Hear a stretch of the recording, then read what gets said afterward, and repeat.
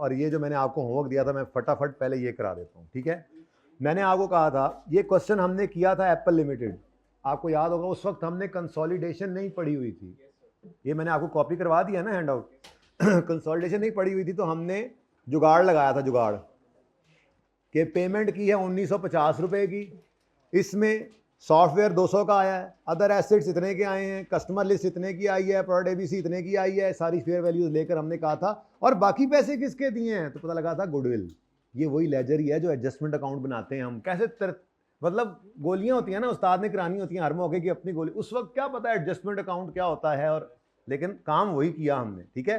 अब हम इसको जिस तरीके से पढ़ लिया है प्रॉपर, क्योंकि ये टॉपिक जब पर्चे में आया होगा तो उसमें बच्चे ने कंसोलिडेशन भी पढ़ी होती है, ये कंसोलिडेटेड फाइनेंशियल स्टेटमेंट्स के अंदर नोट बनाना था असल में, ठीक है। तो चलो अब ये काम कर लेते हैं। यहाँ पे मैं यहाँ पे आपको थोड़ा सा नोट भी ओपन कर देता हूँ, इंटेंजिबल्स का नोट आपने बनाया था ना, ये बोलो, ये सवाल हमने किया हुआ है, ठीक है। इसके अंदर इंटेंजिबल्स का नोट है जी, ग्रॉस कैरिंग अमाउंट सिर्फ बताऊंगा आपको, ग्रॉस कैरिंग अमाउंट में हम क्या करते थे, कुछ याद हो अगर आपको तो, हमने किया था ओपनिंग बैलेंस, उसके बाद एडिशन के अंदर दो तरह की एडिशन अलग अलग की थी, कुछ याद है, परचेज वाला और इंटरनली जनरेटेड वाला।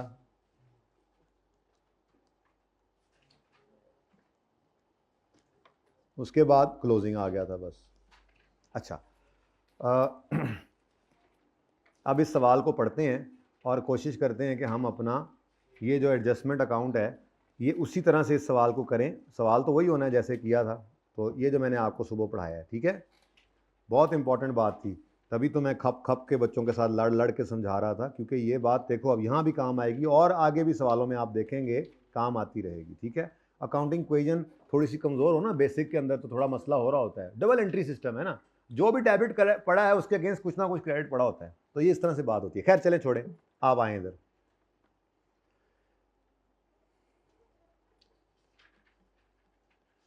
आप आए उधर, ये इधर से भाग गया, कौन सा सवाल था, 8वां ये। अच्छा जी,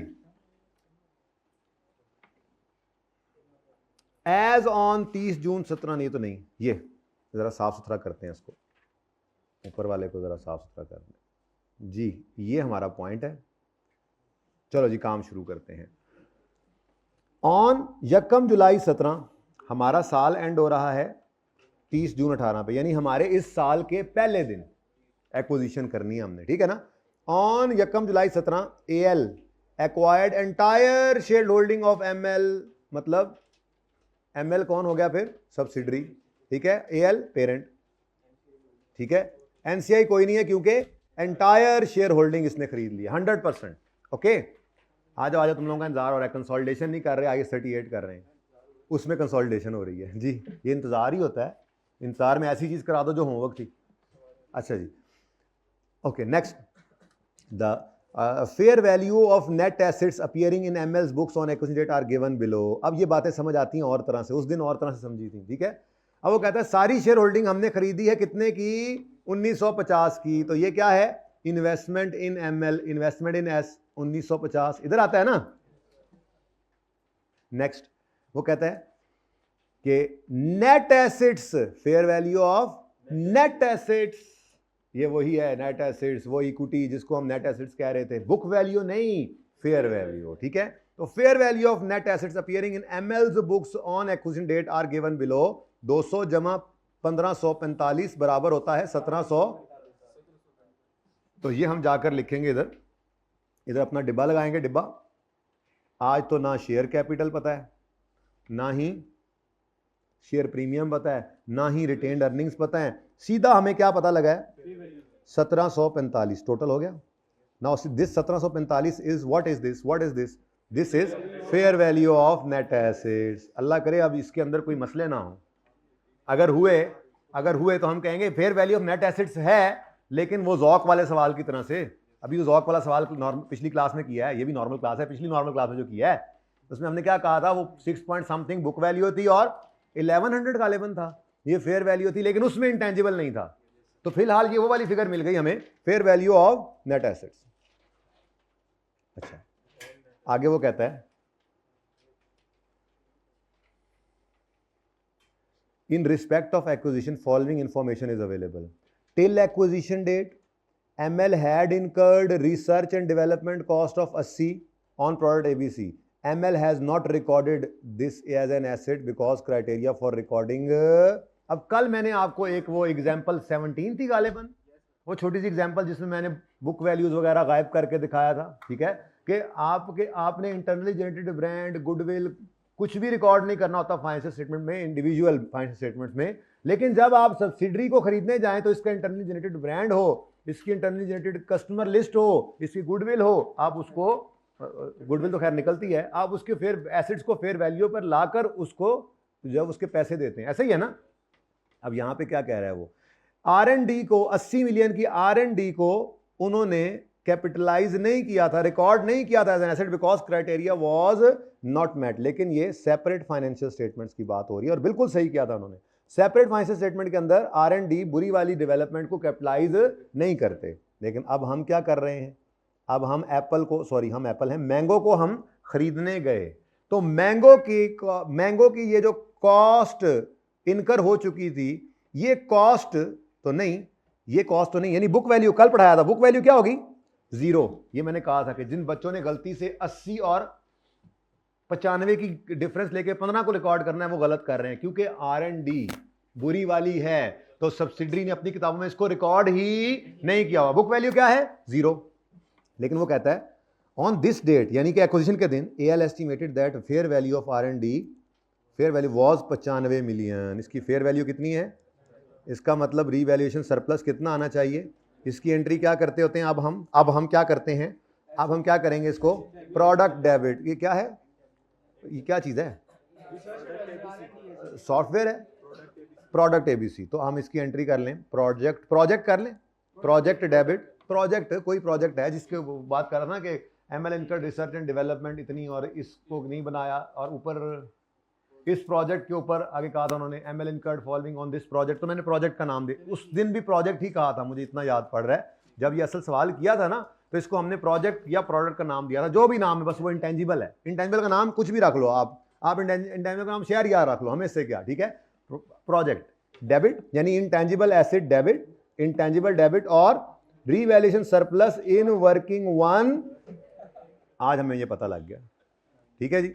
तो प्रोजेक्ट बैलेंस शीट में डेबिट, इधर देखो ये बैलेंस शीट भी साथ, यहाँ पे क्या कुछ आ रहा था हमारा इस नोट के अंदर, हमारे पास था सॉफ्टवेयर जो हमने खरीदा है, अभी खरीद लिया वो भी, उसके बाद ये प्रोजेक्ट है, उसके बाद शायद कस्टमर लिस्ट भी थी ना सवाल में, आगे थी मेरे ख्याल से, हाँ है, कस्टमर लिस्ट थी, और उसके बाद गुडविल भी आ सकती है, कोई और चीज़ हुई तो वो देख लेंगे। अब जब हम खरीदने गए तो अदर नेट एसेट्स तो चले गए PPE में, ये 200 का सॉफ्टवेयर भी हमने पैसे देकर खरीदा और बोलो ये 200 का खरीद लिया, उसके बाद ये 95 भी तो खरीदा है, इसकी एंट्री क्या है, intangible debit surplus in working one credit, intangible debit project कितना ही 95 से और surplus in working one credit, यहीं पे एंट्री कर लेता हूं मैं, ये एंट्री क्या हुई है, ये एंट्री क्या हुई है बोलो, प्रोजेक्ट डेबिट और प्रोजेक्ट डेबिट, ये प्रोजेक्ट डेबिट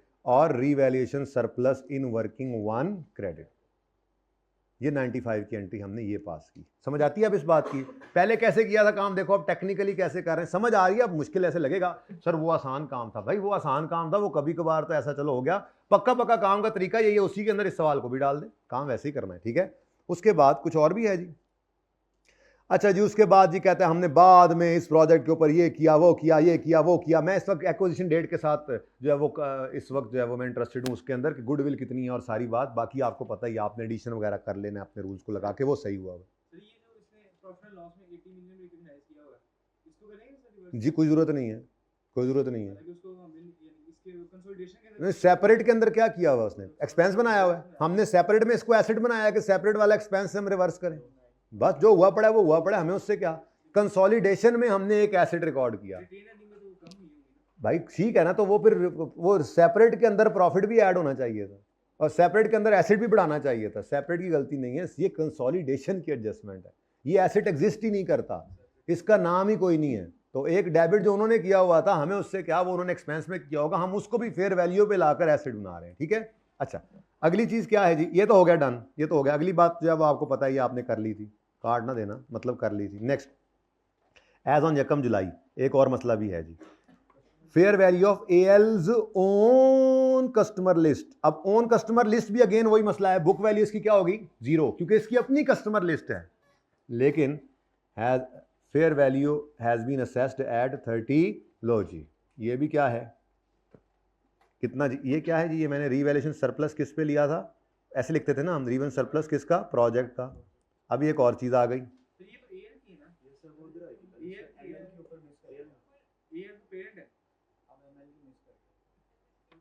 क्या चीज, ओ अच्छा अच्छा अच्छा, एएल की ओन, एएल एक तो ये बड़ा मसला नहीं, ये पेरेंट है, पेरेंट की ओन कस्टमर लिस्ट, हाँ ये तो क्रॉस ही होगी, क्यों, क्योंकि हाँ नहीं नहीं नहीं नहीं नहीं, हम पेरेंट की किताबों के अंदर ये रिकॉर्डेड है नहीं, और पेरेंट क्या खुद को खरीदने गया, तो इसको साइड पे करो फिर, ठीक है, तो ये नहीं होना, सॉरी सॉरी सॉरी, मैंने समझा एएल क्या है, आज वाले सवाल में एएल शायद सब्सिडरी थी जो क्लास में की है, इस वजह से मुझे लगा। आगे बढ़ो, रिमेनिंग लाइफ ये गुडविल की है,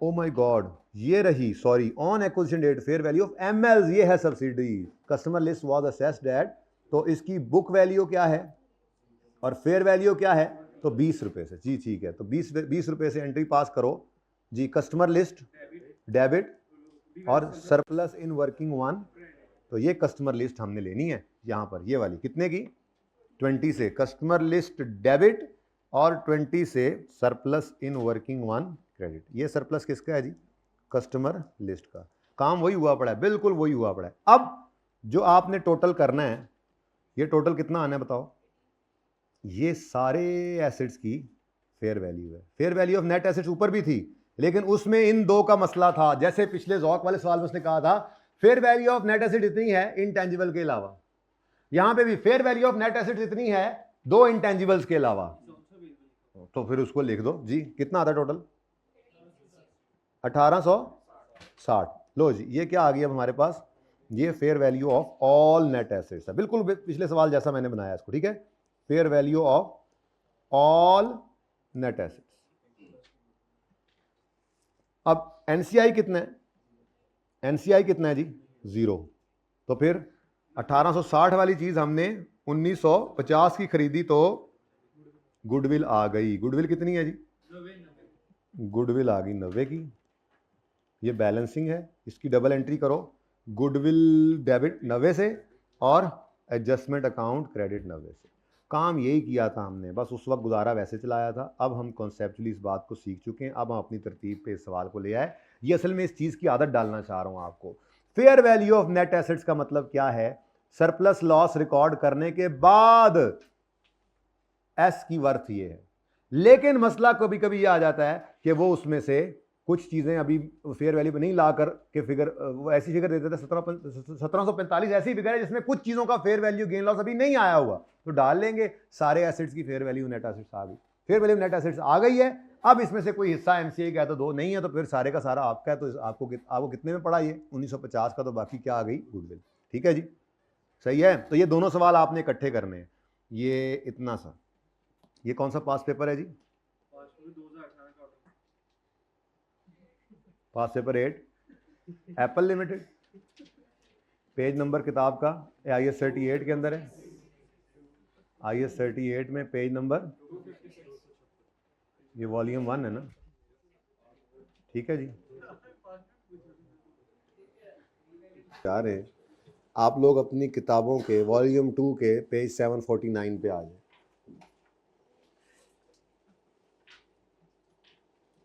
ये ऐसे अलग से ही किया जाता है, इसलिए अलग से ही पढ़ा हुआ है किताब में, आपको नजर आ रहा है। अच्छा जी, टैक्स वाले छोड़ें, अकाउंटिंग क्या कहती है, IFRS 16 क्या कहता है, IFRS 16 के अंदर लेसर क्या, लेसर को IFRS 16 क्या कहता है, लेसी को क्या कहता है, लेसर की कौन सी लीज, लेसी की कौन सी लीज, छोड़ दें इस बात को थोड़ी देर के लिए। सिर्फ टैक्स वालों के पॉइंट ऑफ व्यू से मुझे बताइए, टैक्स वाले छोड़े छोड़े कौन सा सवाल, फिलहाल इधर देखें, टैक्स वाले लेसी को क्या कहते हैं, हमने पढ़ा हुआ है, इतना तो हमें पता है टैक्स वाले लेसी को क्या कहते हैं बताएं। हम IFRS 16 में क्या करते हैं, इसको थोड़ी देर के लिए भूल जाएं। टैक्स वाले लेसी को क्या कहते हैं? आपको हम अलाउ करेंगे P&L के अंदर रेंट रिसीव्ड, रेंटल पेड, आप रेंटल पेड लो एज अ डिडक्शन, ये टैक्स वाले कह रहे हैं, ठीक है। और बैलेंस शीट के अंदर क्या चीज शो करो, क्या चीज शो करो? टैक्स वाले लेसी को क्या कहते हैं? रेंटल पेड को तुम एक्सपेंस बनाओ और बैलेंस शीट में तुम्हारा क्या एसेट नजर आए? जो पे करना है बस वो एक्सपेंस है, और वो हमारे इस राइट ऑफ यूज़ को किसी चीज़ में, किसी खाते में लाते ही नहीं है। टैक्स वाले कहते हैं ये तुम्हारा एसेट है ही नहीं, ये तो लेसर का है जिसके नाम है। यानी टैक्स वाले ये कहते हैं कि आप लेसी साहब सिर्फ रेंट पे को एज एन एक्सपेंस लेंगे और कोई एसेट वैसेट आपकी किताबों में नहीं आएगा।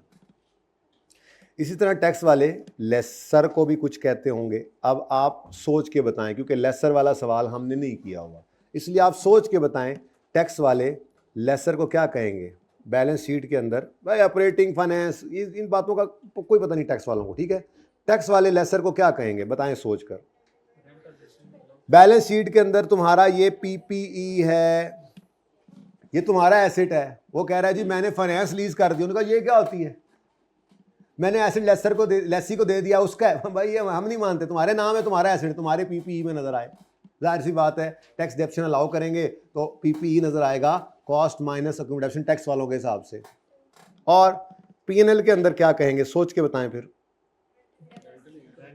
हाँ, इंटरेस्ट इनकम, पता नहीं वो ये बातें जो करते होते थे, interest receivable, interest income, lease receivable, ऐसी बातें तो टैक्स वाले मानते ही नहीं थे। वो तो सादा बात कहते थे कि इसने पेड को अलाउ करवाया है एज एन एक्सपेंस, तो तुम रिसीव को टैक्स करवाओ as an income, rent received को ले लो। और हमारे वाली डेप्रिसिएशन तुम्हें हम अलाउ करेंगे, हम अपनी टैक्स रूल्स वाली डेप्रिसिएशन तुम्हें अलाउ करेंगे, ठीक है। तो इतनी सी बात है जी, आज हमारी क्लास बस यही है। क्योंकि IFRS जाए नहीं IFRS 16 में जो हमने करना होता है वो हमें आता है। अब जब IAS 12 के साथ इसे मिक्स करेंगे तो क्या होगा? जो हमने अकाउंटिंग में किया है उसको उल्टा देंगे, वो हमें आता है। और टैक्स वाले क्या कहते हैं वो आपके सामने। Got it? इसकी पिक्चर लें, नोट करें, जो भी करना है जल्दी करें। उसके बाद पेज नंबर 749 पर तशरीफ़ ले आए, और पेज नंबर 749 का एक साल में आपको करवाऊंगा, दूसरा साल आपका होमवर्क, फिर क्वेश्चन नंबर 1 का, फिर क्वेश्चन नंबर 1 का। हाँ तो क्या हुआ, ये कल कर लेना, परसों कर लेना, संडे को कर लेना, मुझे कोई मसला नहीं। ये तो वैसे भी अलग थलग लेक्चर है, इसका कोई मसला नहीं, कंसोलिडेशन के साथ इसका कोई ताल्लुक वास्ता नहीं है। कोई नहीं, कल कर लेना, परसों कर लेना जी, कोई जल्दी नहीं है। इंशाल्लाह समझा तो मैंने देना ही है, आपको थीम की समझ आ जानी है। उसके बाद बस एक बात बता दूंगा कि ये जब भी टाइम मिले, और ये संडे ही है, उसके बाद टाइम नहीं मिलना, आपको पता ही है। कंसोलिडेशन जब से चला है हमें होश ही भूले हुए हैं। अब आगे आपको क्या लगता है, कंसोलिडेशन के बाद वाले कोई जो है वो खाला जी का घर है? नहीं, हर एक अपनी जगह पे एक बला है। अपना IFRS 15 शुरू होगा, वो अपनी जगह बला, फाइनल अकाउंट्स अपनी जगह बला है, 1037 अलग से, तकरीबन 30 नंबर का पर्चा पड़ा आगे एक महीने के अंदर, तकरीबन 25 से 30, ठीक है। लो जी क्वेश्चन नंबर 1 असल में उसने 2 साल के लिए कहा है, ठीक है। तो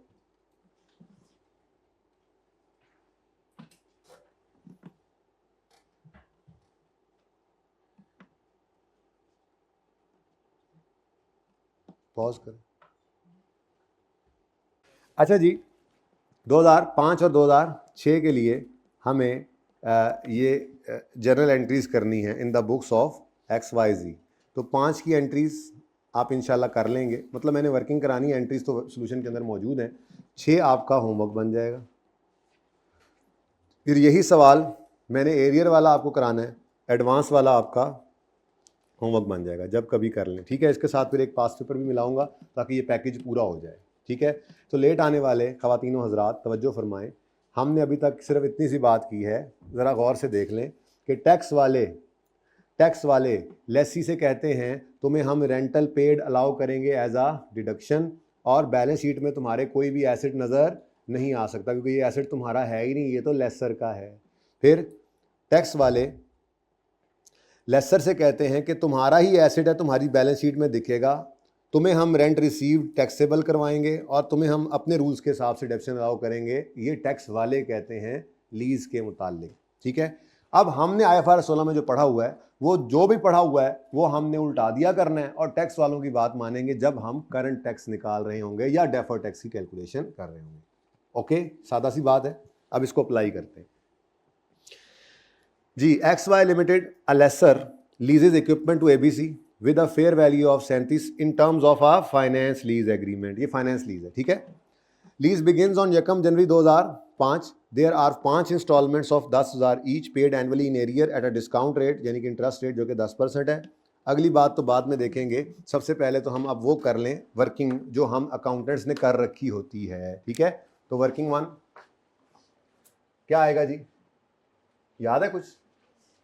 सॉरी, लीज पेमेंट नहीं, ग्रॉस इन्वेस्टमेंट। लेसर है ना, लेसर की फाइनेंस लीज है लेकिन सादा लेसर है, डीलर मैन्युफैक्चरर तो नहीं लग रहा ना। ठीक है, तो ग्रॉस इन्वेस्टमेंट है जी। लीज पेमेंट्स किराया बता दें, 5 इंस्टॉलमेंट्स हैं 10-10 हज़ार की एरियर में, कोई और चीज़ इसके अलावा नहीं है। ठीक है, तो 10,000 इंटू 5 कितनी जी ग्रॉस इन्वेस्टमेंट? 50,000। नेट इन्वेस्टमेंट यानी प्रेजेंट वैल्यू निकालेंगे तो 10,000 इंटू 1 माइनस 1.1 10% है, 10% है। अब इसके ऊपर तो कोई मसला नहीं, ये तो लीज की पहली क्लास वाला सवाल समझ लें, जब लेसर का पहला सवाल आपने किया होगा उस लेवल का सवाल है, सिर्फ टैक्स के साथ मिक्सिंग कर रहे हैं। ठीक है, इसलिए आसान काम है, बुला लिया आपको जी। कितनी किश्तें हैं, कितनी बार 10 आ रहा है? 5 दफ़ा डिवाइडेड बाय 0.1 जी, 3790। उसके बाद क्या किया करते थे जी हम? डेट, इंस्टॉलमेंट्स, प्रिंसिपल, इंटरेस्ट और बैलेंस। स्टार्टिंग पॉइंट होता था हमारा नेट इन्वेस्टमेंट 37,908। कब लीज स्टार्ट हो रही है? 1 जनवरी 2005। किराया एडवांस में है या एरियर में? तो पहला किराया 31 दिसंबर 5, दूसरा 31 दिसंबर 6, 2 ही साल है मेरे ख्याल में, काफ़ी है जी। इंस्टॉलमेंट्स हैं 10-10 हज़ार की, 10,001, 10,002। चलो एक और कर लो, आपकी वर्किंग भी पूरी कर दूं। करंट नॉन करंट तो निकालना होता है ना एंड पे। ठीक है, तो सारा करने की बहरहाल ज़रूरत नहीं है, 3 काफ़ी है जी। लगाओ 10%, 3791। अगर इंटरेस्ट है तो बैलेंस भूल तो नहीं गया, इसमें से इसको माइनस करना है। 31,699। लगाओ इस पे 10%, 31,700। नेक्स्ट 6,830। बैलेंस दिस माइनस, हाँ 24। अच्छा होता है वैसे, कभी कभी पुराना टॉपिक जो आता है ना, रिवीजन हो रही होती है।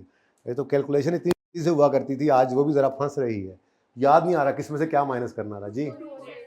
2487 7513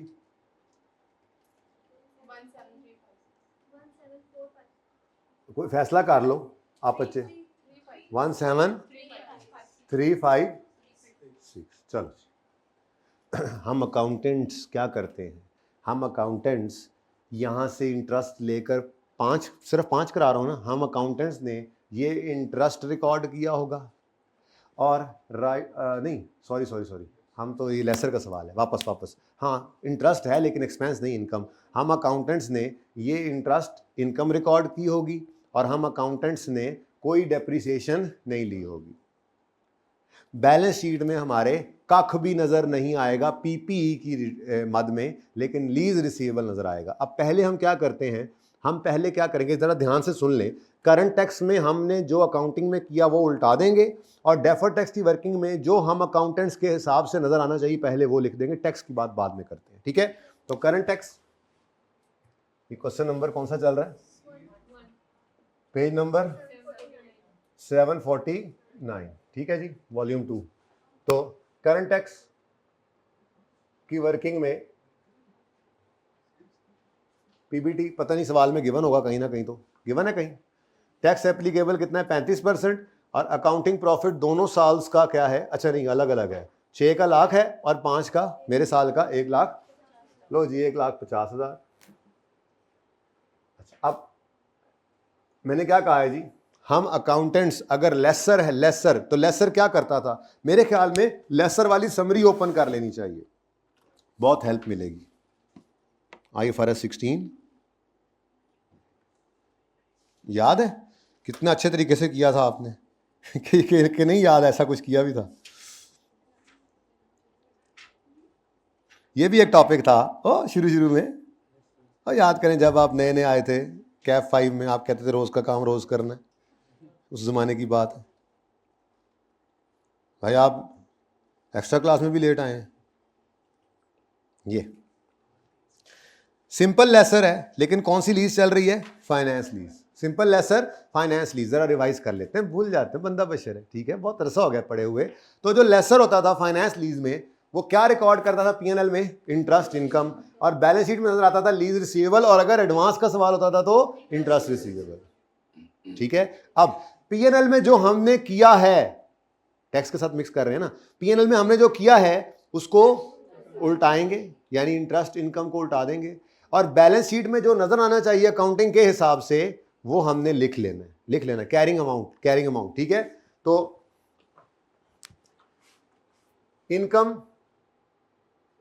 इनकम कौन सी, इंटरेस्ट इनकम लेस कर दें। अब 2005 के साल में, अच्छा ऐसा कर लें, थोड़ा सा इसको इधर रख लें, आपकी वर्किंग ऐसे जरा हो जाएगी, इकट्ठा ही हो जाएगा ना, ये 2005, चलो इधर रख लो 2005, आप 6 इससे आगे कर लेना, ऐसे बाद में भी हो सकता था, खैर चले जी। 2005 में पीबीटी कितना है, 1 लाख जी बच्चों। 2005, ये 2005 के साल का इंटरेस्ट, ये इंटरेस्ट इनकम लेसर ने रिकॉर्ड की होगी पीएनएल में, अभी दिखा के आ रहा हूं क्या करता था, कुछ याद आया, इसको उल्टा दो। अब इनकम है, उल्टाने के लिए क्या कर दिया, लेस, कितने से, 3791, लो जी। स्टेप 1 ये हो गया। स्टेप 2 क्या करना है, defer tax liability slash asset as on, मैं 31 दिसंबर 15 के लिए कर रहा हूं। Carrying amount, tax base, difference और टैक्स, रेट एक ही है, चलने दो। अब अकाउंटिंग के हिसाब से लेसर ने बैलेंस शीट में क्या शो किया होगा, लीज रिसीवेबल। अब उसके लिए क्या करते होते थे, याद करो, अपने साल की पेमेंट के नीचे लाइन लगाते थे, ये करंट और ये नॉन करंट दोनों मिलाकर लीज रिसीवेबल बैलेंस शीट में शो करते थे ना, अलग अलग करते थे, यहां दोनों मिलाकर करेंगे, यही सिखाया हुआ है ना। तो यहां पर लिखवाओ 6830 प्लस 4869 जी, 31699, ठीक हो गया जी। थोड़ा दूर कर, टैक्स बेस, डिफरेंस और टैक्स। अच्छा अब बच्चों यहां तक को मसला, इंटरेस्ट रिसीवेबल भी आ सकता था, लेकिन चूंकि ये सवाल एरियर का है तो नहीं आ रहा। आपके घर पे जो सवाल है क्वेश्चन 2 जब भी कभी होमवर्क में करेंगे, उसमें इंटरेस्ट रिसीवेबल भी आएगा। वो कैसे आएगा, वो इस साल का इंटरेस्ट इससे अगले दिन पे हो रहा होगा, ठीक है ना, और सही है, यहां तक को मसला। तो अभी तक हमने क्या किया, सबसे पहले तो अपनी वर्किंग कर ली, उसके बाद हमने अकाउंटिंग में जो कर रखा था, पीएनएल में जो कर रखा था करंट टैक्स में, उसको उल्टा दिया, और डेफर टैक्स एज ऑन वाली वर्किंग के अंदर हमने इसको ले लिया, ठीक है। चलें आगे। अब बारी आती है टैक्स वालों। टैक्स वाले क्या कहते हैं, ये क्या हुआ, टैक्स वाले क्या कहते हैं जी, टैक्स वाले लेसर को क्या कह रहे हैं, भाईजान आपकी बैलेंस शीट में ये आपका पीपीई है, अच्छा, और लीज रिसीवेबल वो तो ऐसी किसी चीज को मानते ही नहीं। इसका मतलब वो कह रहे हैं इसकी टैक्स बेस क्या है, 0, पहले भी 0 ही होती थी, याद है, lease liability, interest payable, lessee के सवाल किए थे ना, 0। दूसरी बात वो ये क्या कह रहे हैं, आपका तो ये पीपीई होगा, प्रॉपर्टी प्लांट एंड इक्विपमेंट। मैं ये टैक्स वालों की बात लाल रख रहा हूं, ठीक है। तो पीपीई में क्या आएगा आपके ख्याल में? ये जो एसेट खरीदा है वो, जी सॉरी, कैरिंग अमाउंट तो बात की बात है। चलो ठीक है, वन बाय वन चलते हैं, ठीक है। आप कह रहे हैं जी कि इसकी कैरिंग अमाउंट क्या आएगी? जीरो। क्यों जीरो आएगी?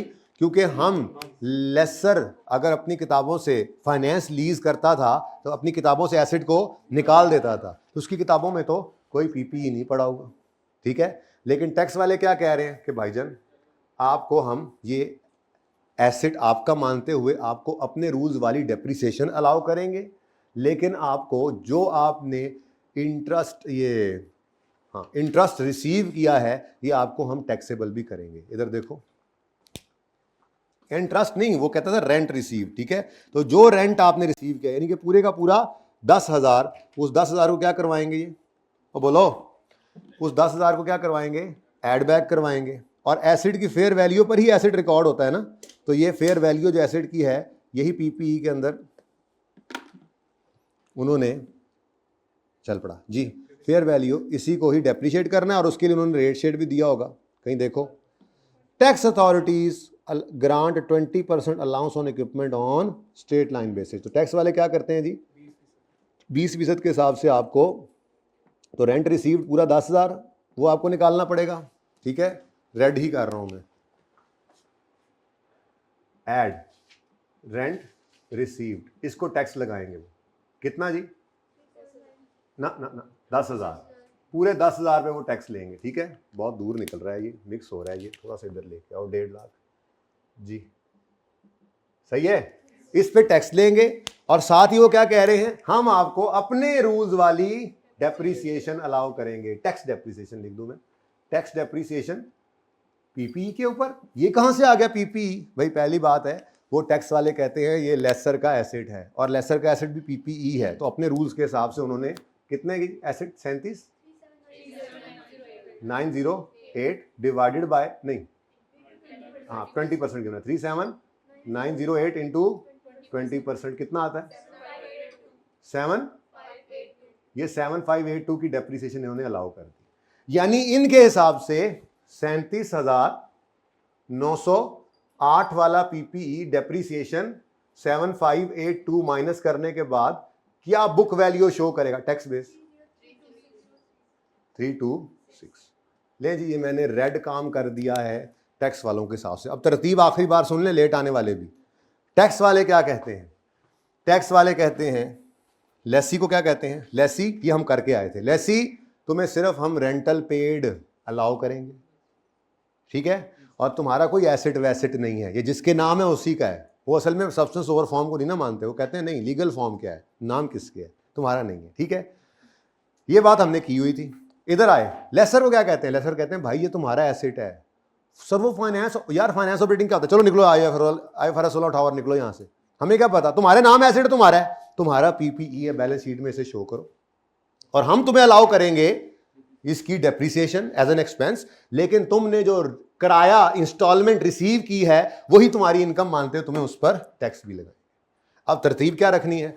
वर्किंग करके सबसे पहले हमने ब्लैक करना है, जो अकाउंटिंग में हमने किया उसे उल्टा दें। अब लेसर इनकम स्टेटमेंट में इंटरेस्ट इनकम रिकॉर्ड करता था और बैलेंस शीट में लीज रिसीवेबल और इंटरेस्ट रिसीवेबल नजर आता था, एडवांस वाले सवाल में इंटरेस्ट रिसीवेबल आता, ठीक है। तो क्या करना है हमने? सबसे पहले पीएनएल के अंदर जो हमने अकाउंटिंग में किया उल्टा दें, तो क्या रिकॉर्ड किया हुआ है इंटरेस्ट इनकम, वो उल्टा दी हमने।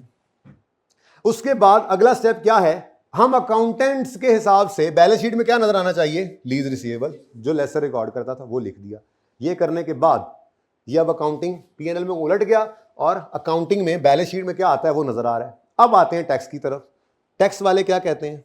वो नहीं पढ़ाया मैंने, वैसे ही बता रहा हूं। टैक्स वाले क्या कहते हैं? भाईजान ये कोई चक्कर नहीं है, आपको हम अलाउ करेंगे इस ये एसेट किसका है? आपका।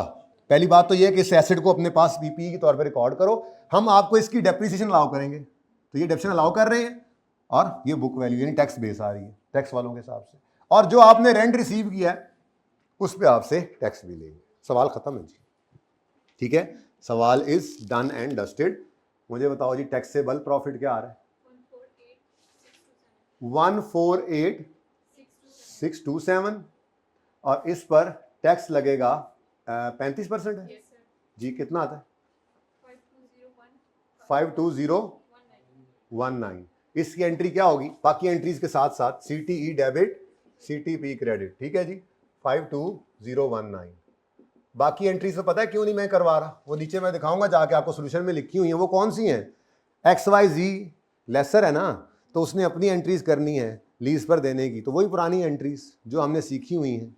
ठीक है, वो एंट्रीज क्या होंगी? Lease receivable debit, lease receivable debit, asset credit, fair value. याद आ रहा है? फिर इसकी एंट्री क्या करता था? Cash debit, lease receivable credit, interest income credit. ये पहले साल की एंट्रीज हो गई, ये अकाउंटिंग हो गई। ये सब कुछ करने के बाद फिर हमने करंट टैक्स की वर्किंग शुरू की, तो हमने कहा हो इंटरेस्ट इनकम क्रेडिट कर दी, उल्टा दो। टैक्स वाले कह रहे हैं कि कोई लीज रिसीवेबल नहीं है, टैक्स वाले कह रहे हैं तुम्हारा PPE है, इसकी ये डेप्शन अलाउ करेंगे और रेंटल पे तुमसे टैक्स लेंगे। ठीक है, तो अगली चीज अब क्या आएगी? अब यहां से ये भी कंप्लीट हो गया, ये भी एसेट है, ये भी एसेट है। एसेट की कैरिंग अमाउंट ज्यादा है टैक्स बेस से, तो यहां पर क्या आ जाएगा? टैक्सेबल TTD आ गया।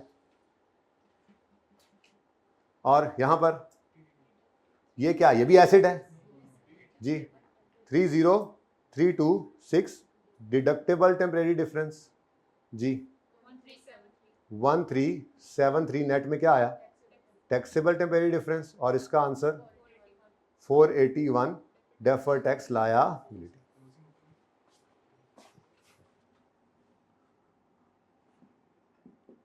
ओपनिंग कुछ है जी? इसी साल में काम शुरू हो रहा है सारा। ठीक है, क्लोजिंग आपका निकल आया 481। ब्लू मार्कर कहाँ है? ब्लू मार्कर से निकाला करते थे, याद है? डेफर्ड टैक्स एक्सपेंस बैलेंसिंग, तो बैलेंसिंग डेफर्ड टैक्स एक्सपेंस आ गया इस तरफ जी। कितना? तो ये आपकी दूसरी एंट्री है, जो आपकी एंट्रीज में भी मैं दिखा देता हूँ। ये एंट्री बन रही है DTL/A का अकाउंट क्रेडिट DTE, तो DTE डेबिट, DTL/A क्रेडिट कितने से? 481। ठीक है, तो समझ आ गई? बाकी एंट्रीज कौन सी होंगी? लीज पर एसेट दिया, इंटरेस्ट इनकम बुक की, डेप्शन नहीं लेते होते। ठीक है, उसके बाद ये टैक्स की एंट्रीज आ जाएंगी। चेक करते हैं जरा।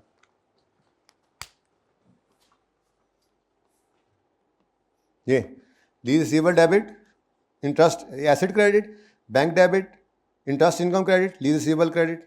करंट टैक्स यही आ रहा है देखो, डेफर्ड टैक्स यही आ रहा है देखो। एंट्रीज हो गई सेम, 5 की एंट्रीज पूरी हो गई, 6 आपके होमवर्क में। सेम इसी तरह से चलना है, पहली एंट्री भी नहीं होनी उल्टा। और ठीक है, तो आखिरी बार सुनो दोबारा से।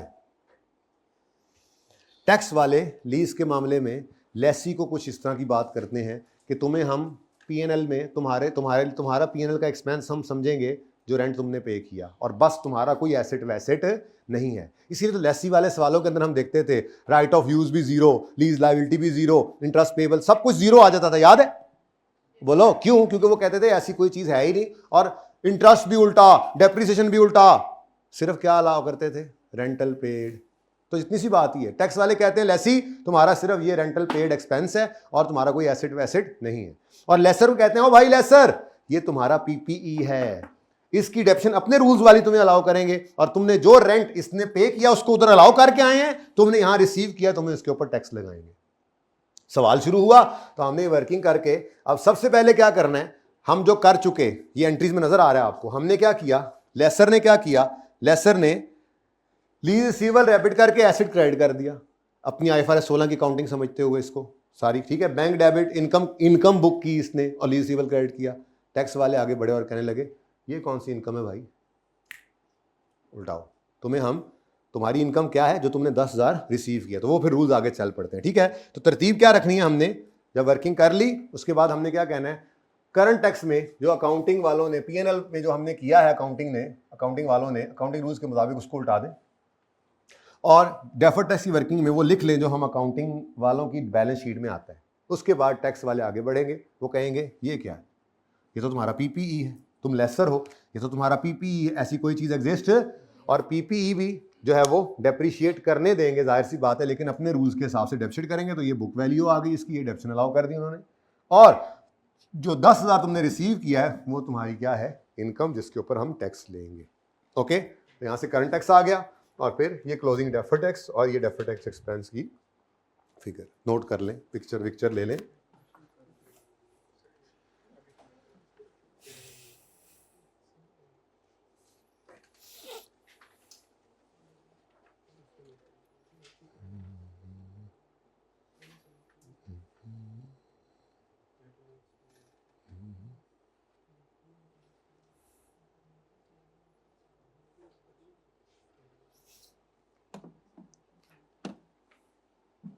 अच्छा जी, चलें आगे। इसका 2006 अब आपका होमवर्क है, हो जाएगा। नेक्स्ट 2000, ये क्वेश्चन नंबर 2 में क्या है जी, क्वेश्चन नंबर 2 के अंदर बस सारा सवाल सेम है, एनुअल रेंटल जो है वो पेएबल इन एडवांस है, तो ठीक है, ये भी आपका होमवर्क है। क्वेश्चन नंबर 3 पे आए भाई, ये जाज मिटा दें ज़रा, तब तक हम सवाल पढ़ लेते हैं। कोई नोट तो नहीं कर रहा? जल्दी करें, 1 मिनट रुक जाए, इधर ही बैठ जाए।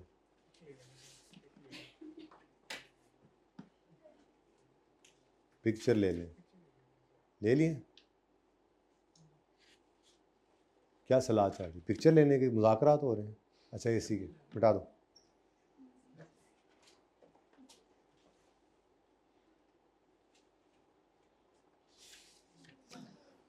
XYZ limited entered into an operating lease.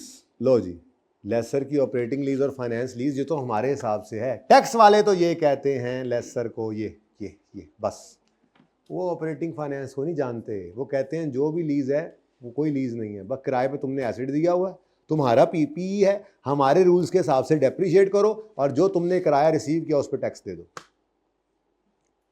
इतना ही सिंपल है ये, ठीक है। बस किया नहीं हुआ था इसलिए आज करते हुए लग रहा, पता नहीं क्या कर रहे हैं, कुछ नहीं कर रहे। मैं हमारे सिलेबस में ही नहीं है, ट्रांसफ़र नहीं होता जी। आखिरी साल की काउंटिंग हमारे सवाल में, हमारे सिलेबस में नहीं है। फाइनल में भी जाके कुछ पढ़ना है ना बेटा, आपने उन उस्तादों से पूछना। अच्छा, annual rental payable at beginning of year was agreed at, लो जी, एनुअल रेंटल ये एग्री किया है हमने, यूजफुल लाइफ है 5 साल, इंटरेस्ट इतना है, फेयर वैल्यू इतनी है, लेसर अकाउंटिंग प्रॉफिट इतना है, टैक्स रेट इतना है, टैक्स अथॉरिटीज़ जो हैं वो स्ट्रेट लाइन पे डेप्रिशिएट करने देती हैं। सॉरी, मैं भी कहूँ किराया नहीं बदल रहा, मैं ढूंढ रहा था आगे, किराया बदले। आ जाओ जी, आ जाओ। ऑपरेटिंग लीज में 1 जुलाई 3 को एंटर हुए हैं। Agreed to lease a plant from XYZ which had cost, हमें इससे क्या, चलो देखते हैं, ज़रूरत तो पड़ेगी टैक्स वाले जब आएंगे तो। On 1 July 3 on following terms, Inception है 1 जुलाई 3 पर, लीज पर एसेट पकड़ा देना। लीज कौन सी है, ये टेस्ट वेस्ट आप नहीं लगाने, बता दिया सवाल ने, ठीक है ना। इसमें जो सिखाया जा रहा है, क्योंकि लीज हमने सीखी हुई है, इस वक्त सिखाया जा रहा है कि इसको टैक्स के साथ कैसे मिक्स करना है, ठीक है। 10 मिनट का सवाल है अब, क्योंकि बात हो चुकी है, रूल पक्के रखने हैं। लीज पीरियड 3 साल है, यूजफुल लाइफ 6 साल है, यहाँ से पता लग रहा है। लीज इंस्टॉलमेंट 3000 है, 1000 में बात करें तो, टू बी रिड्यूस्ड एनुअली और पेएबल इन एरियर, यानी 30 जून 4 पे पहला किराया 3000, फिर 30 जून 5 पे थोड़ा कम, फिर 30 जून 6 पे थोड़ा कम, लेकिन ये तो रेंट रिसीव्ड है। हम ऑपरेटिंग लीज में क्या कहते थे, स्ट्रेट लाइन के ऊपर इनकम आया, कमाया, घिसाया, याद आ रहा है, वो सारा कुछ इन्होंने किया उन्हें अकाउंटिंग में, उल्टा देंगे सारा पकड़ के, ठीक है। खैर चले, पहले तो वर्किंग करेंगे ना हम। XYZ डेप्रिशिएट करता है प्लांट को स्ट्रेट लाइन बेसिस पर, तो 6 साल लाइफ है, तो ये अपने हिसाब, इनका भी पीपीई होता है ये, ठीक है ना, ऑपरेटिंग लीज वाला। टैक्स वाले अपनी ही मुसीबत बीच में जो है वो डाल के रखेंगे। प्रॉफिट ये आ रहा है, कैपिटल अलाउंस कहते हैं पहले साल की डेप्रिसिएशन को, पता है आपको, टैक्स पढ़ा हुआ है। Depreciation, initial allowance, capital allowance, depreciation का नाम है कैपिटल अलाउंस, ठीक है। सिर्फ 1 साल है ना, तो उस साल का उन्होंने डेप्रिसिएशन एक्सपेंस ही बता दिया, ठीक है, और सही है। चलें आगे, चलो अब शुरू करते हैं जी काम। सबसे पहले तो हम अकाउंटिंग वाली वर्किंग कर लेते हैं। ऑपरेटिंग लीज में क्या करते थे, भूल गए सर, भूल गए, क्या बातें कर रहे हैं आप, भूल गए हम, ये पढ़ा है, कहीं दूर नहीं जाना। वर्किंग में क्या लेंगे, rental income calculation on straight line basis, अभी करते हैं। फिर P&L में लेसर ऑपरेटिंग लीज वाला क्या शो करता था, रेंटल इनकम लेकिन स्ट्रेट लाइन वाली, और डेप्रिसिएशन ऑफ पीपीई।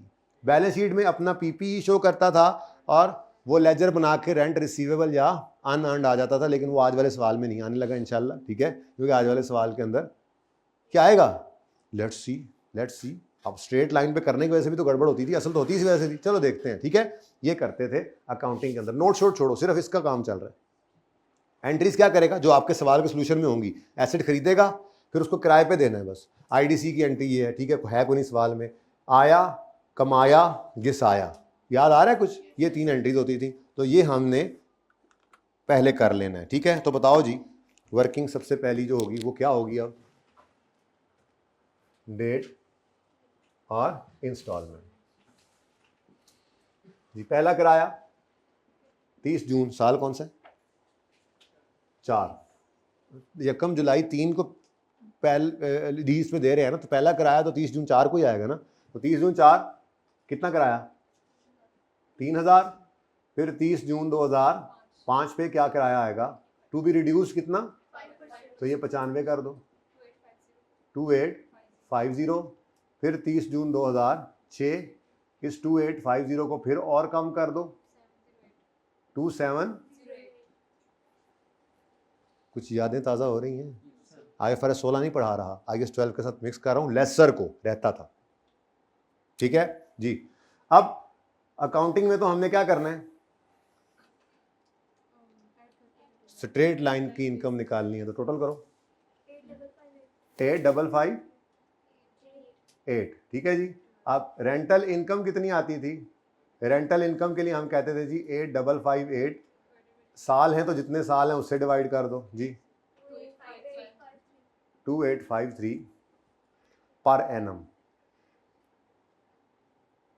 अब अकाउंटिंग में हम क्या करते थे, देखना जरा, एसेट खरीदा, एसेट डेबिट, कैश क्रेडिट, उसके बाद लीज पर दे दिया, लेकिन लीज कौन सी है, ऑपरेटिंग, इसलिए किताबों से इसने निकलना नहीं है। अब करते थे एंट्री, आया cash debit, rent receivable credit, कमाया rent receivable debit, rental income credit, घिसाया कॉस्ट पकड़ के यूजफुल लाइफ पे डेप्रिसिएशन, और एंड पे वो लेजर बनता था, रिसीवेबल या अनअर्न्ड भी निकल आया करता था।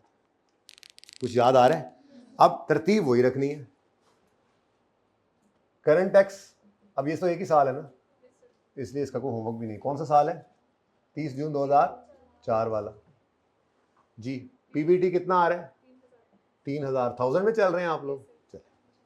उसके बाद दूसरी वर्किंग कौन सी होगी जी, defer tax liability slash asset as on 30 June 2004, जिसमें carrying amount, tax base, difference और टैक्स। जरा 1 मिनट के लिए आप सोचो, बस मुझे ना बताना, बस सोचो।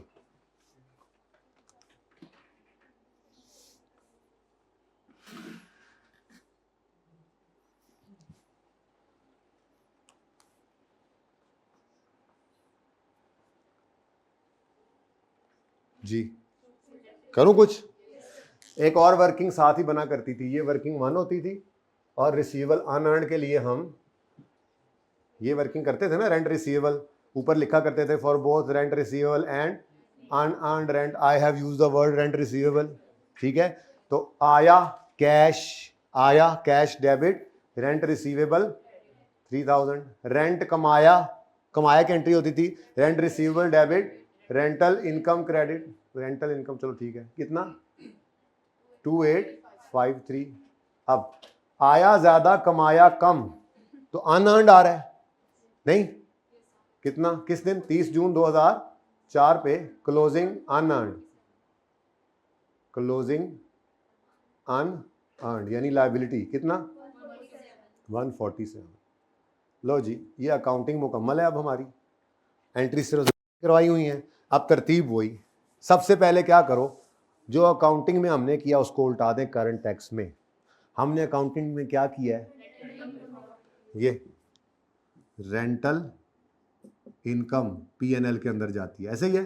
तो हमने ये रेंटल इनकम रिकॉर्ड की हुई है, टैक्स वाले क्या कह रहे हैं, तो लेस कर देंगे हम रेंटल इनकम, कितनी जी 2853 लेस कर दें।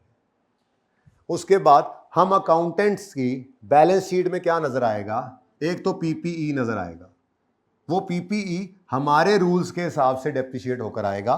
लेकिन एक और चीज जो आनी है वो क्या है, अनअर्न्ड रेंटल इनकम। वो कितना आ रहा है, 147। ये वर्किंग नंबर 2 से।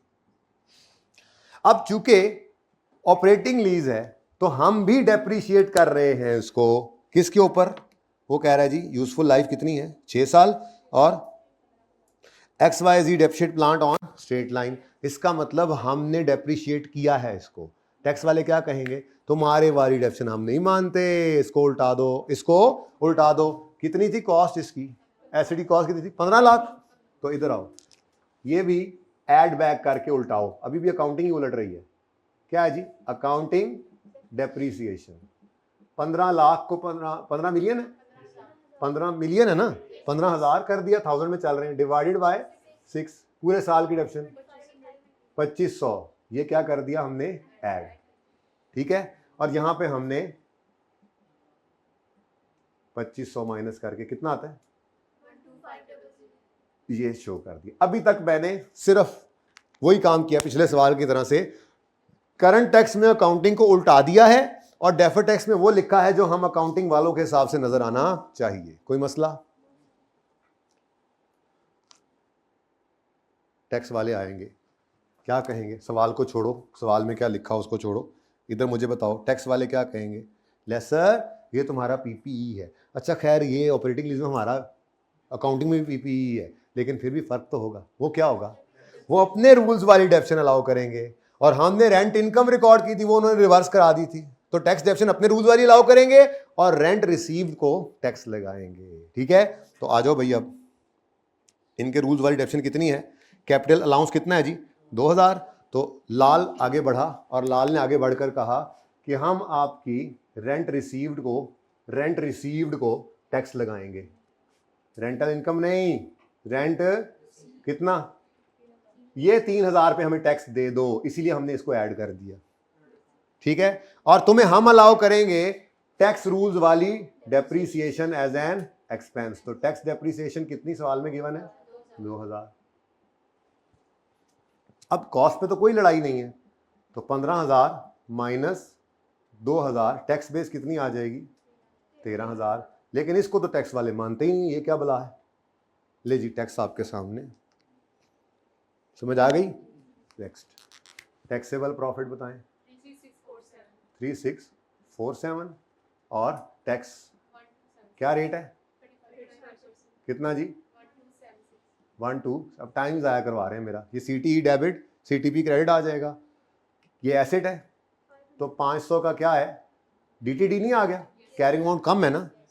उसके बाद ये लाइबिलिटी है, लाइबिलिटी कैरिंग अमाउंट ज़्यादा हो टैक्स बेस से, तो ये भी क्या होता है, डिडक्टेबल टेम्परेरी डिफरेंस। टोटल करो 647 का डिडक्टेबल टेम्परेरी डिफरेंस और इस पर टैक्स रेट लगाओ 226 का डेफर टैक्स एसेट आ गया।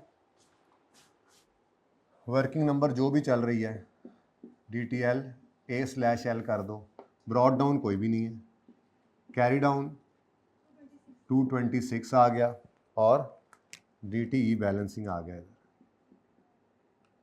220। तो दूसरी एंट्री बनी DTL/A डेबिट DTE क्रेडिट 226। अब ऑपरेटिंग लीज है तो सवाल के सॉल्यूशन में जाकर देखो,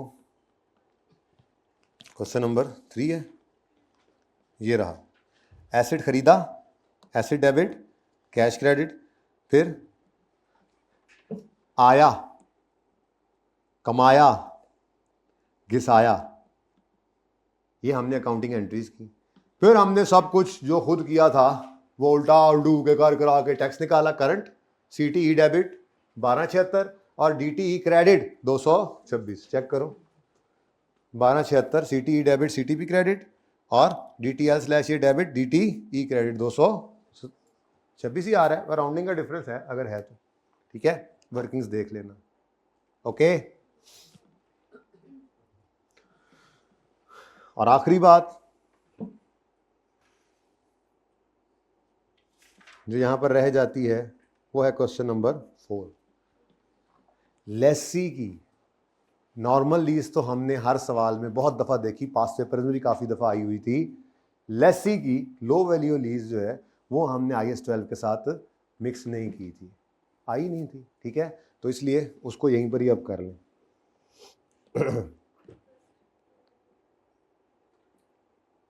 जी बच्चों, सवाल है, पढ़ें ज़रा।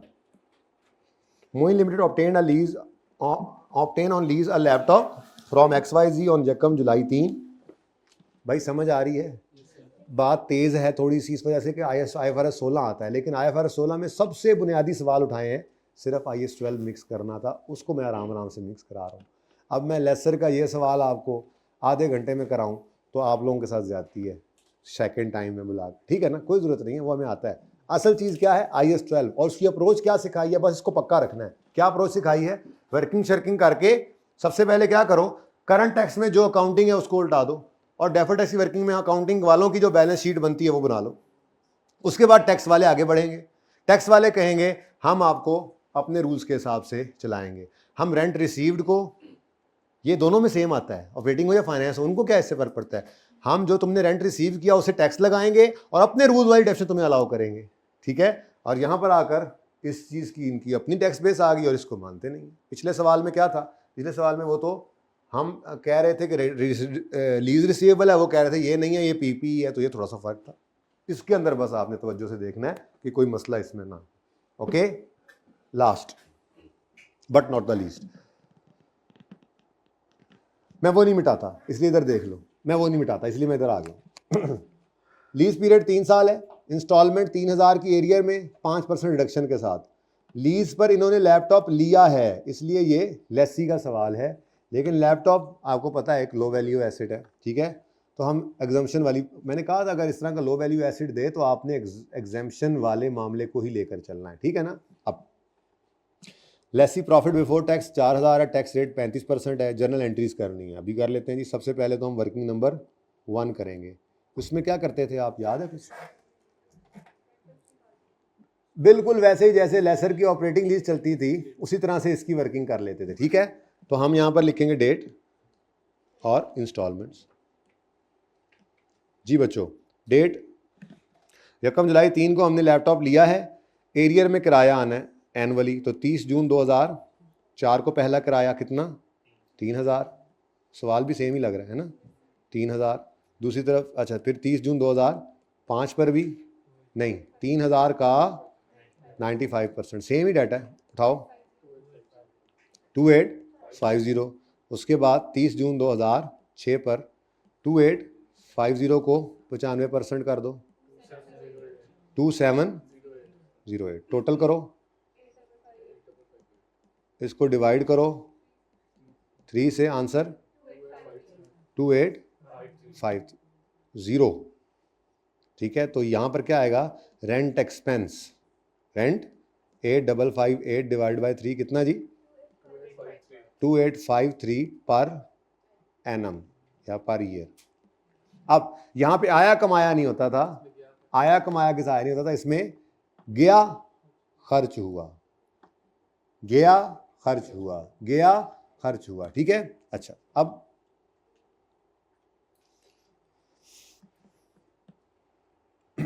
करंट टैक्स में वर्किंग 1 हो गई।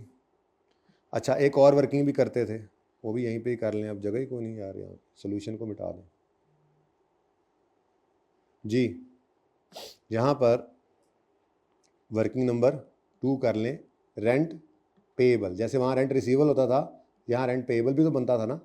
तो गया कैश क्रेडिट, तो रेंट पेएबल डेबिट, ये कैश क्रेडिट हो रहा है ना, ठीक है। तो rent payable debit cash credit, याद आ रहा है कितने से, 3000 से। और खर्च हुआ rent expense debit rent payable credit, तो एक्सपेंस इस तरफ आ गया कितना, 28।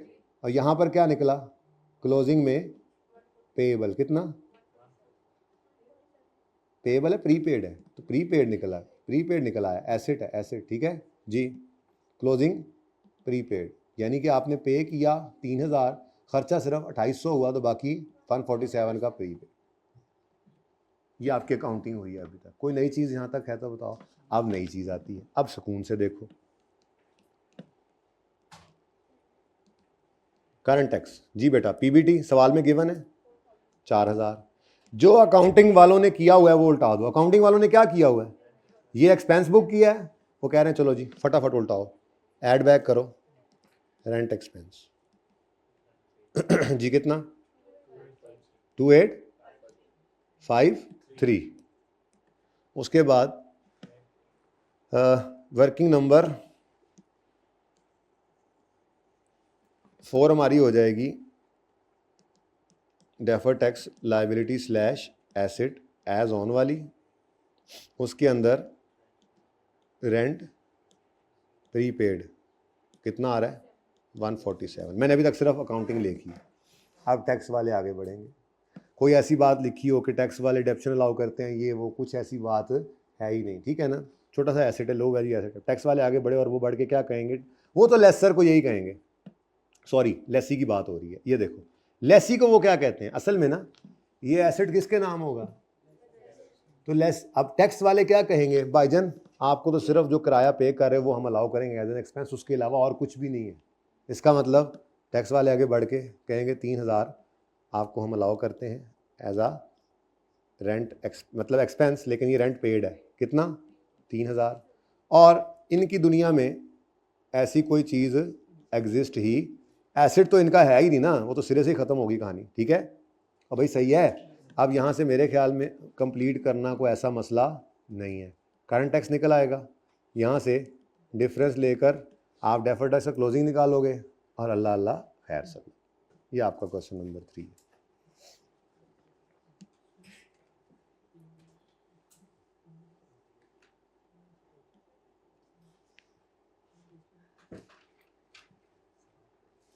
ठीक है, ये जी आपको याद हो के ना याद हो, मुझे सारा याद है। इस सफ़ा नंबर 150 पे एक पास पेपर था 15 सगाही ऑटोज, इसमें एक पॉइंट नंबर 2 था वो हमारा पेंडिंग था। तीसरा तो आसान था, हो गया होगा मेरे ख्याल से, लेकिन ये पेंडिंग था, ये मैंने आपको करवाना है। तो पेज नंबर 150 पर पास पेपर 15 सगाही ऑटोज में पार्ट 2।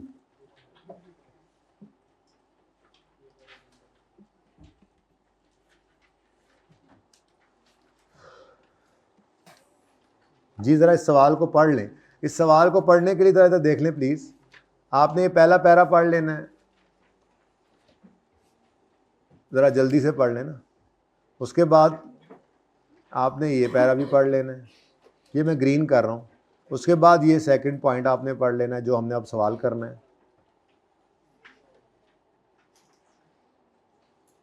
ठीक है जी। और उसके बाद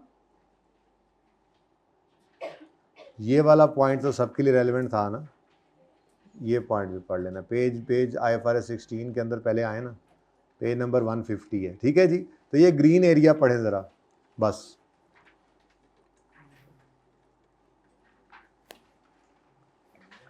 शायद ये वो आखिरी कॉन्सेप्ट है जो अब लीज में रह गया था। रिवीजन क्लास के अंदर ना ऐसी चीज़ें ही होती हैं, जब एंड पे हम करते हैं तो जितने चैप्टर इस तरह से ओके हो जाएं साथ साथ ठीक है, फिर एंड पे यही है कि वॉल्यूम 2 वाले ही शायद कुछ चीज़ें बची हुई हों। बहरहाल कोशिश यही है कि ऐसा कुछ ना करना पड़े एंड पे, पर फिर भी एंड पे जाके ना कुछ चीज़ें बच ही जाती हैं। आखिर में जाके 1-2 दिन थोड़ा सा आपको शफकत फरमानी पड़ती है ज़्यादा टाइम के लिए आने की। कोशिश यही होगी कि ना आना पड़े, लेकिन स्टिल। अच्छा जी, 2-3 बातें ज़रा आपसे रिवाइज़ करवाऊँ। मुझे ये बताएं कि अगर सवाल में मिसिंग रेंटल होता था, ये ज़रा मिटा दें भाई, आ रहे हैं, हाँ मेरा आ रहे हैं जी। ज़रा हम 2-3 बातें मैं आपके साथ रिवाइज़ कर लूँ, ठीक है। अगर सवाल में मिसिंग रेंटल होता था तो हम लेसर वाला फार्मूला यूज़ करते थे, याद है? याद है? हाँ, टर्म टेस्ट भी तो है ना, रिवीजन करके आए होंगे, सुभान अल्लाह। मैंने रिवीजन प्लान के अंदर बस 2 टॉपिक्स ऐड किए थे, एक क्वेश्चन भी नहीं बदला था, ताकि आप रिलैक्स रहे, एक आधा सवाल भी पिछले सवालों में से कर लें तो वो रिवीजन ही हो जाए। बस IFRS 8 नया डला था और IAS 12, ज़्यादा फोकस आपका भी इन्हीं पे ही हुआ होगा मेरे ख्याल से, या ये तैयार लग रहे थे? तैयार थे, चलो ठीक। अच्छा जी, तो मैं कह रहा था अगर मिसिंग रेंटल्स होते थे तो हम उनको निकालते थे लेसर के फॉर्मूला से, fair value plus IDC of laser is equal to. यार तुम ना इंसान बन जाओ, तुमने मारे जाना है बेमौत, ठीक है। आज तो तुम मिलो भी सही मुझे वापस क्लास के बाद, लाजमी आज कुछ करते हैं तुम्हारा बंदोबस्त। नहीं नहीं, इसकी खुशबू निकाल देनी है सारी। अच्छा जी, fair value of asset plus IDC of laser is equal to PV of LP plus PV of UGR, यही फॉर्मूला था। इसमें हम कौन सा रेट यूज करते थे?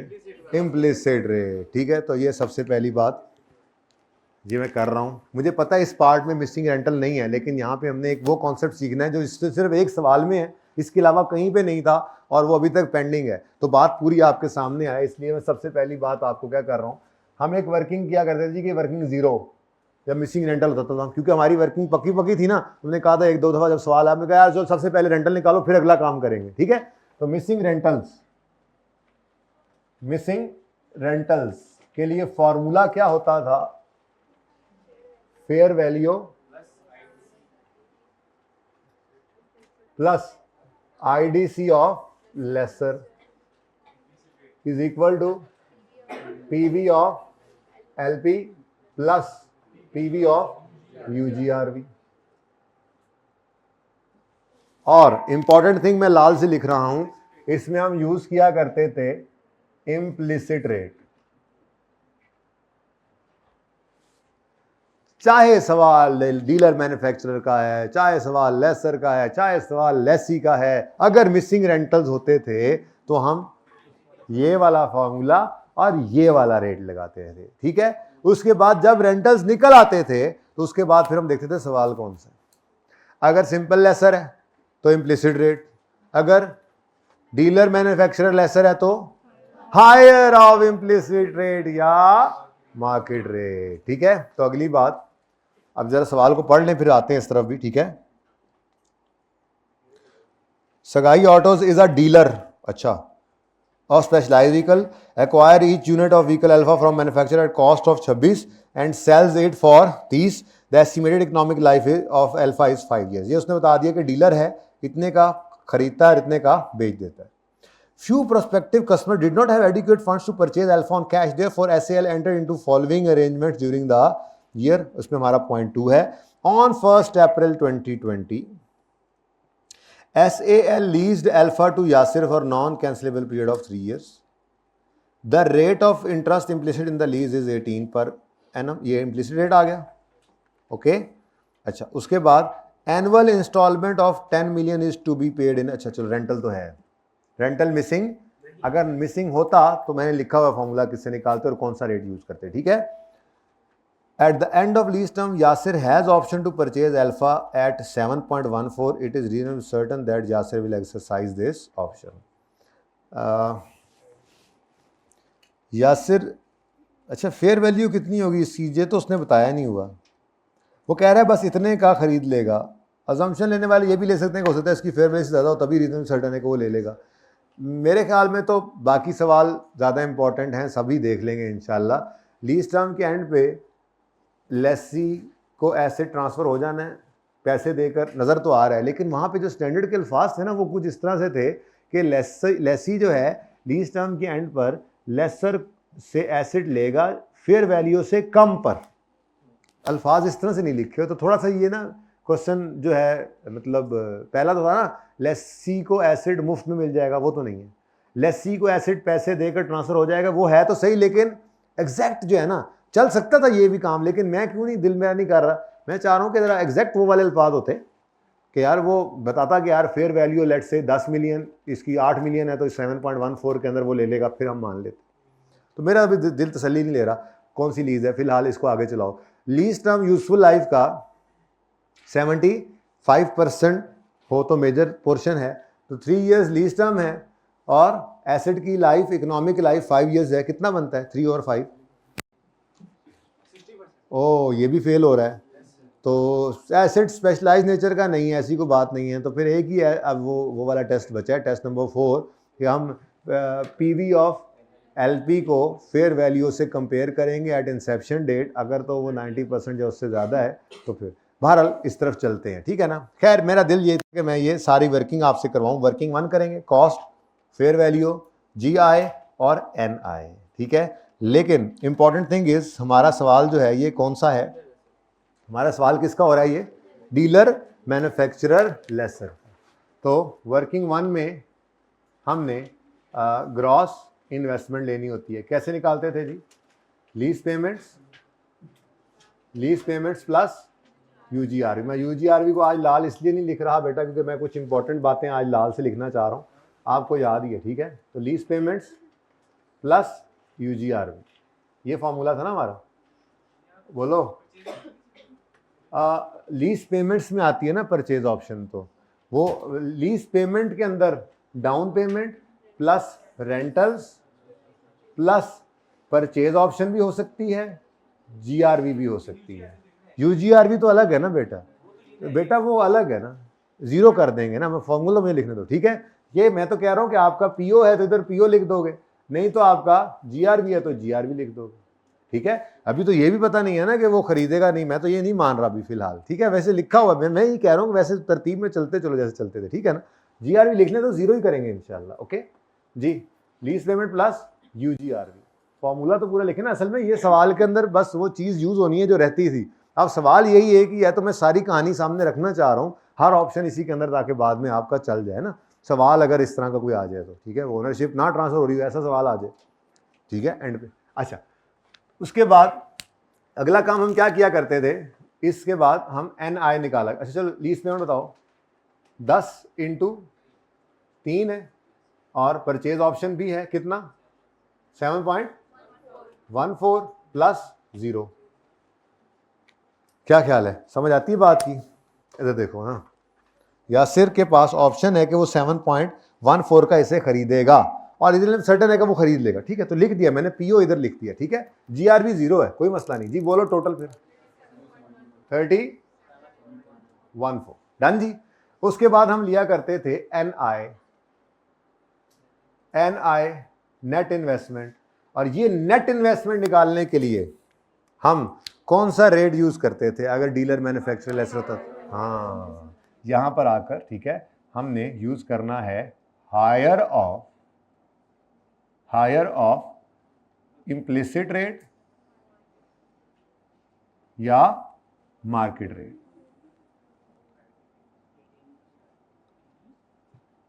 धमाका होने लगा है ना आज।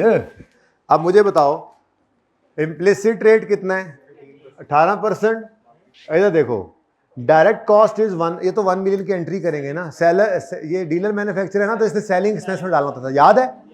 अच्छा, तो ये तो एक उधर चला जाएगा, ये याद करा देना मुझे, भूलना जाए मुझे, ठीक है। अच्छा, उसके बाद क्या है जी, market rate of interest is 15 per annum. ये पहली बार हुआ आज से पहले ऐसा कभी नहीं हुआ था। आज से पहले जितने सवाल हमने किए थे इम्प्लिसिट कम होता था, मार्केट ज्यादा होता था। ये इस वजह से सवाल साइड पे रखा हुआ था, ये फिर कभी करेंगे, रिवीजन क्लास के लिए रखा था, लेकिन चलो आज मौका है, दस्तूर भी है।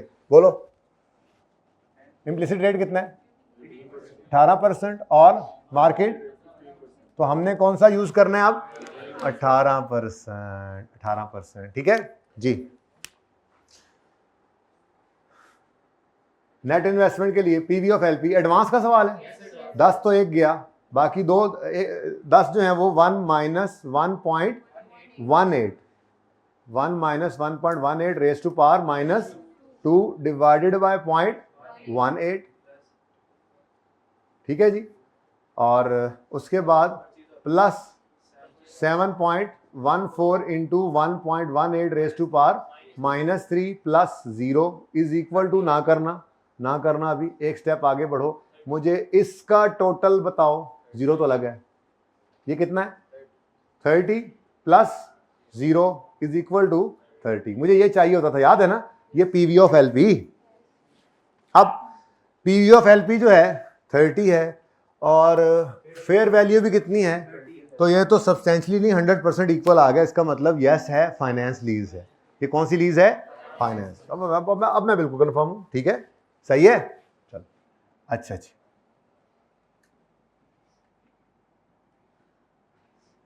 यादें ताज़ा हो रही हैं, याद आ रहा है कितना पढ़ा करते थे आप लोग।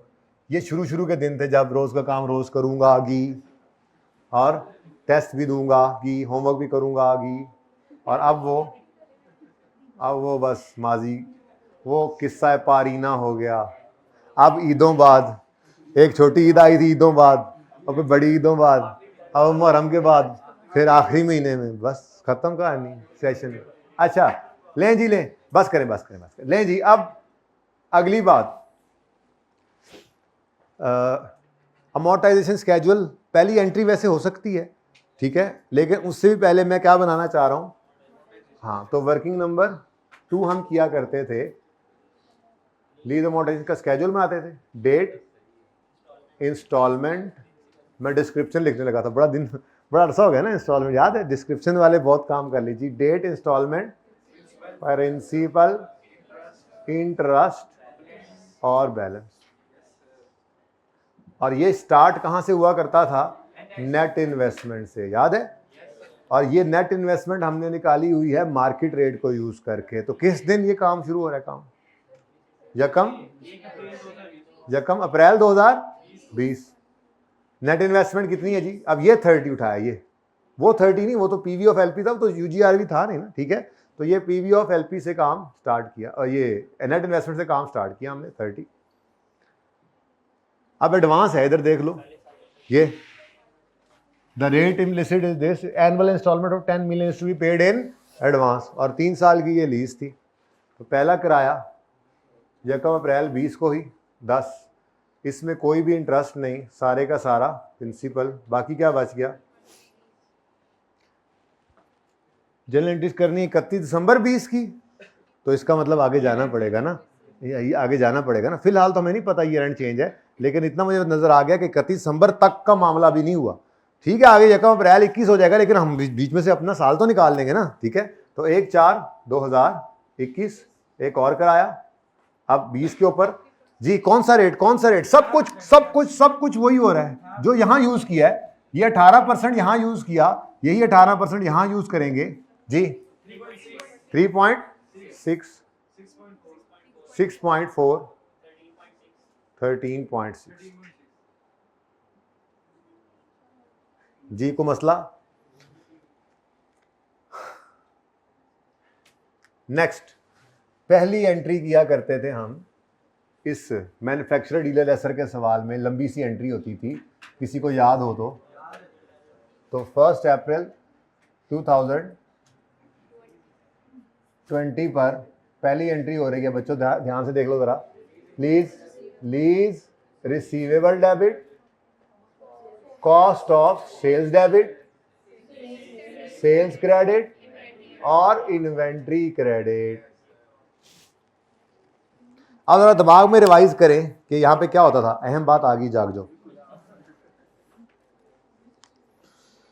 लीज रिसीवेबल किस पे रिकॉर्ड होता था, नेट इन्वेस्टमेंट पे। कॉस्ट ऑफ सेल में cost minus PV of UGRV, याद है चीजें, भूले नहीं आप, माशाल्लाह, ठीक है। 60 से ऊपर आ गए आप, 60 से ऊपर आपकी उम्र हो गई है FAR2 की। हाँ तो पिलाओ ना मुझे चाय, कि मैंने कितना याद कराया आपको, पिलाओ जरूर पिलाओ। अच्छा चले, नेक्स्ट क्या है, हाँ तीसरी चीज क्या है जी, हाँ सेल के बारे में हमने क्या लिखा था, lower of fair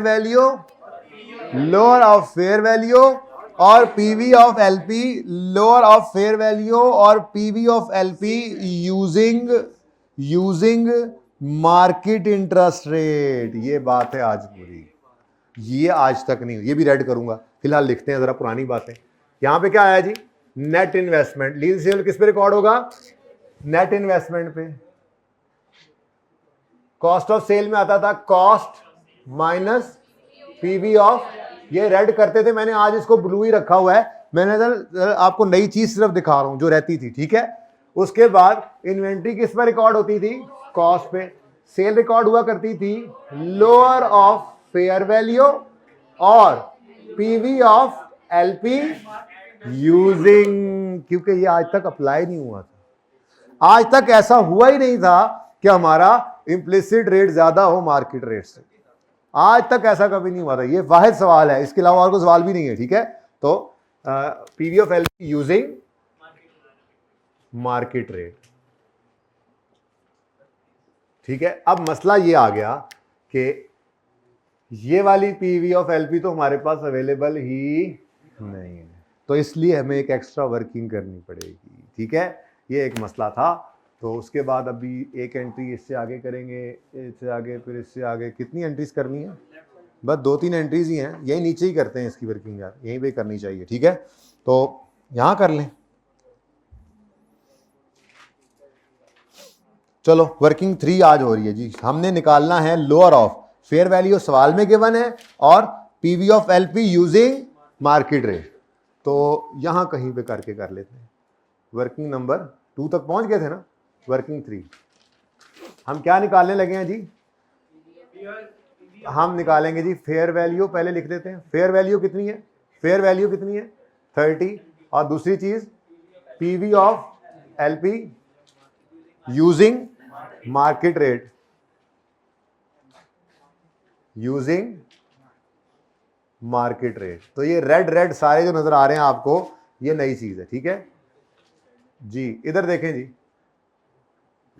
PV of LP सिर्फ निकालनी है, ठीक है। तो 10 जमा 10 इंटू 1 माइनस 1.18 नहीं है, अच्छा मार्केट, अच्छा वो इम्प्लिसिट है, sorry 15 raise to power minus divided by 0.15 plus 7.14 into 1 raise to power minus 3। कितना आ गया? एग्जैक्ट बता दो, एग्जैक्ट बता दो। 30.95। किताब में फिर सोल्यूशन देख रहे हो तो फिर बैठे हो मुंह उठा के। तो 30.95 और फेयर वैल्यू कितनी है जी? 30। इनमें से लोअर क्या है? 30 ही लोअर है, तो यही हमारी सेल बन जाएगी, ठीक है। तो सेल क्या है? सेल क्या है? इन दोनों में से लोअर। आज तक ये सिचुएशन कभी नहीं आई थी, ठीक है जी। अच्छा जी, नेक्स्ट। नहीं चुप जी। तो यहां पर आगे जनाब हम एंट्री करो। नेट इन्वेस्टमेंट बताओ जी। Net investment 30, cost 26 minus PV of UGRV 0, तो ये 26 ही आ गया। सेल वर्किंग नंबर, वर्किंग 3 में आज निकाली हमने 30 और इन्वेंट्री 26, और ये एंट्री इज ओवर। क्या बैलेंसिंग निकाल लेंगे बेटा, ठीक है, आप पेपर में ना, ठीक है जी। अच्छा, तो ये एक नई वर्किंग आ गई, ठीक है। ये नई वर्किंग आई है आज हमारी, क्योंकि ये मसला आया था, ठीक है। यूजिंग मार्केट इंटरेस्ट रेट, एक जुमला भी छोड़ा हुआ है समरी के अंदर हमने, ठीक है। अच्छा, अब इसी दिन एक और एंट्री करो। हाँ, लीज सेल से पहले मैंने कहा था याद कराना, मुझे कहा था याद कराना। तो सेलिंग एक्सपेंस डेबिट, आगे सब नॉर्मल, कैश क्रेडिट कितने से? 1 से। उसके बाद पहला किराया भी इसी दिन आ गया। लीज रिसीवेबल डेबिट, नहीं कैश डेबिट, कैश वो तो हो गया, कैश डेबिट और लीज रिसीवेबल, कोई इंटरेस्ट नहीं था। Cash debit lease receivable credit 10 million से, और उसके बाद 9 महीने का इंटरेस्ट आएगा 31 दिसंबर 2020। तो interest income, interest receivable debit, interest income credit. अब इंटरेस्ट है कितना? ये देखें, ये 3.6 जो है, ये 1 अप्रैल 20 से 31 मार्च 21 तक है। हमारा जो साल है वो 1 अप्रैल 20 से 31 दिसंबर 20 तक है, ठीक है। तो 3.6 इंटू, इधर ही कर लो, 3.6 इंटू 9/12, आंसर इज जी 2.7। बहुत ही मैंने नीचे कर दी एंट्री, ये वर्किंग नज़र तो आ रही है ना। तो बेटा उठ के देख लो। नहीं सर, नहीं इसने नहीं कहा, मुझे पता है, आवाज़ की मुझे पहचान है।